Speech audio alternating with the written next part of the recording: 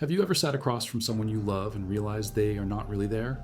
Their body is present, their phone glows, but their eyes, their attention, their soul is somewhere else entirely. What would Saint Teresa of Ávila, the 16th century mystic who saw demons beside sinful priests and souls falling into hell, say about this quiet destruction happening in marriages today?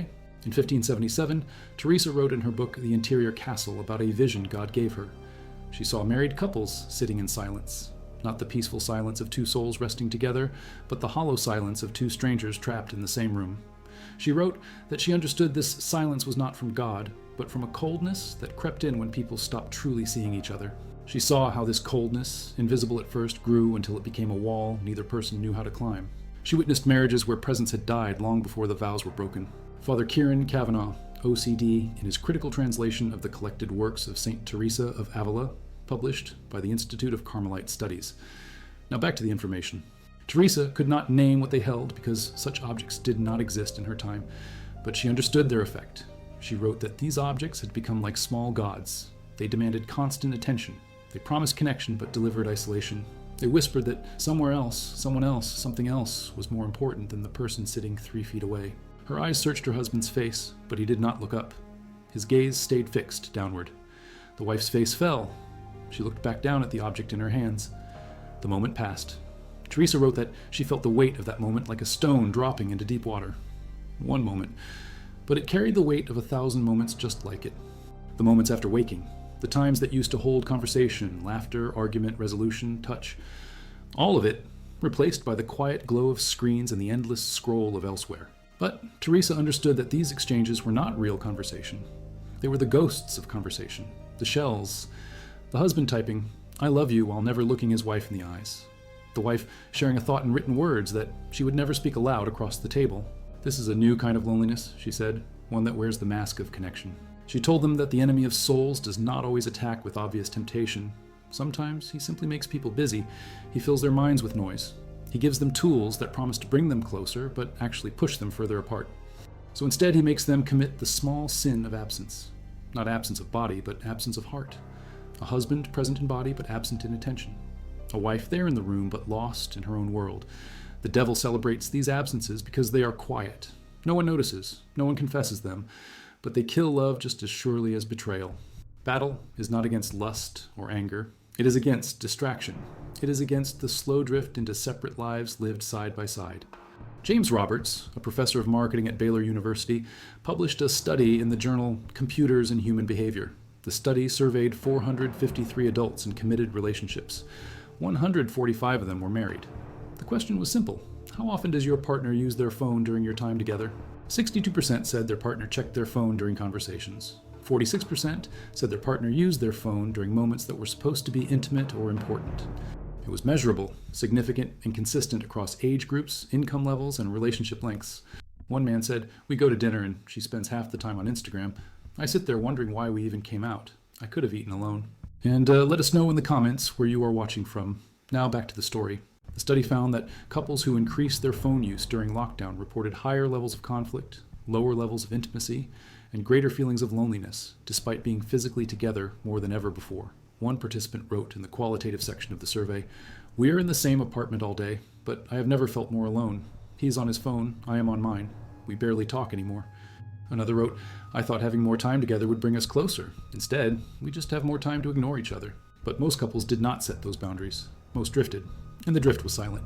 But lockdown removed the excuse. They were together all day, every day, and the silence became deafening. But I did not know how to fix it. Every time I thought about putting down my phone and starting a real conversation, I felt this anxiety. What would we talk about? What if we had nothing to say? It felt safer to just keep scrolling. That if you remove the noise, you will discover that the connection has died. And rather than face that truth, people choose to live in the illusion.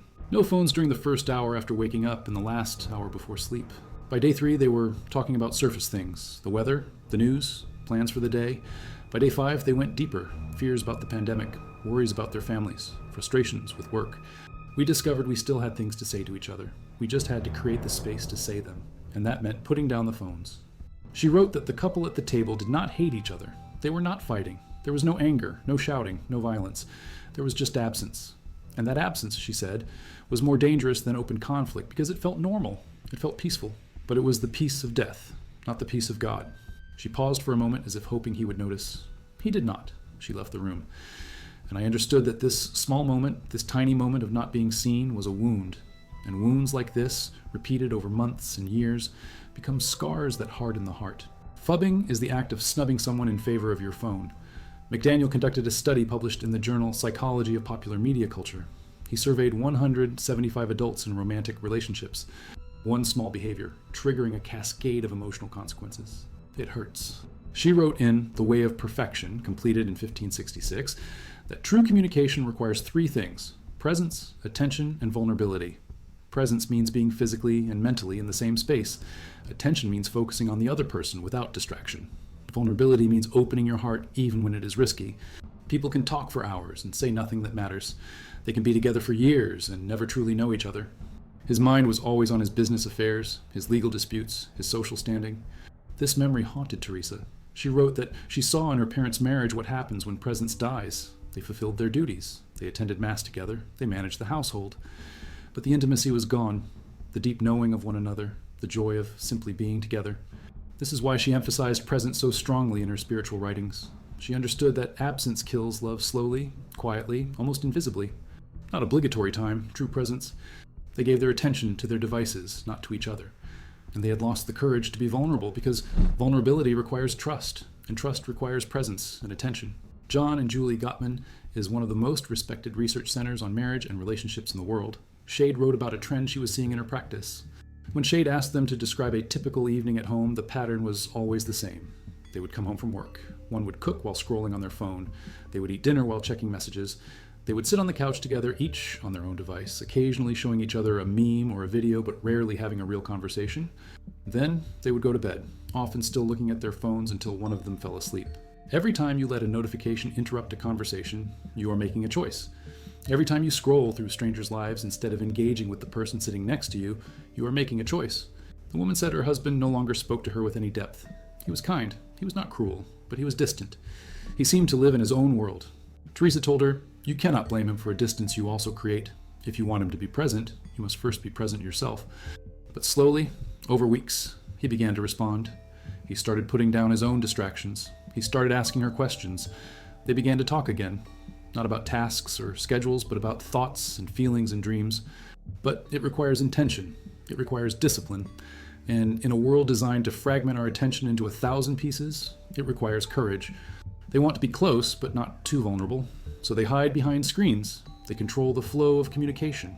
They edit their words. They curate their presence. And our relationships are starving for the real thing, argument. But you are competing with a device that is engineered to capture attention. It is not a fair fight. The phone is designed by some of the smartest engineers in the world to be irresistible. It triggers dopamine. It exploits our psychological vulnerabilities. Your husband is not choosing the phone over you because you are not enough. He is choosing it because it is easy. And you have to decide together if easy is worth what you are losing. Teresa would have understood this. She wrote extensively about the struggle between what is easy and what is good. She said that the spiritual life, and by extension the married life, requires choosing the harder path again and again, the path of presence, the path of attention, the path of vulnerability. In comfort, pursuit above all else leads to death. Couples who regularly used their phones during shared meals, conversations, or leisure time showed a significant decline in relationship satisfaction over the year. The decline was measurable, even when controlling for other factors like work stress, financial strain, and parenting demands. Phone use became the default. When reaching for the phone during any pause in conversation became automatic. When the phone was always within reach, always glanced at, always prioritized. When I picked up my phone that night and saw all the notifications, I felt sick. I realized I had been choosing those notifications over my wife every single day for years. I did not realize how much I missed her voice until I started actually listening to it again. And choices can be changed. You must be willing to be fully present, fully attentive, fully vulnerable. This is terrifying, but it is the only way to true intimacy. And deep down they know it. They had been given the chance to know and be known, to see and be seen, to love and be loved, but they were trading that gift for the cheap comfort of distraction. Sister Anna recorded those words. They are preserved in the archives of the Discalced Carmelites in Ávila. 24 hours later, Teresa was dead. One night, after putting the kids to bed, they sat on the couch. Both reached for their phones. Then the wife stopped. She put her phone face down on the coffee table. She looked at her husband and said, "Can we just talk?" The things they had stopped saying because it seemed easier not to. It is not always dramatic. Sometimes it is just the slow accumulation of small absences, the quiet choosing of comfort over connection, the gradual replacement of intimacy with distraction. She gently took the object from his hands and set it aside. Then she took his face in her hands and turned it toward her. She looked into his eyes, and for the first time in months, he looked back. Just two people choosing to be present, choosing to see, choosing to love. And presence requires choice. Tell them to choose well. Years of marriage. And I wondered how many marriages, across how many centuries, have died this same quiet death.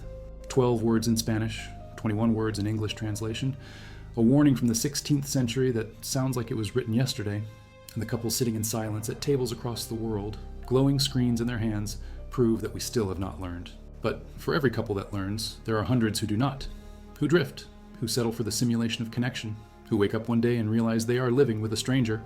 He said that in his 30 years of practice, he had seen the reasons people cite for divorce shift dramatically.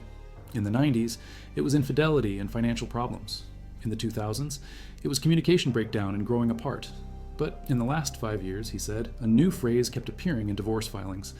They say things like, "We were always on our phones," or "We stopped really talking," or "I felt invisible." These are not dramatic failures. There was no betrayal, no abuse, no scandal. They just drifted apart. And by the time they realized it, the gap was too wide to cross. Tired of feeling alone while sitting next to someone. Tired of competing with a device for attention. Tired of living in the same house as a stranger. She wrote that as long as both people are still breathing, there's still a chance. But the chance requires action. It requires the humility to admit the problem. It requires the courage to change. And it requires the discipline to keep choosing presence even when distraction is easier. Especially when it is hard.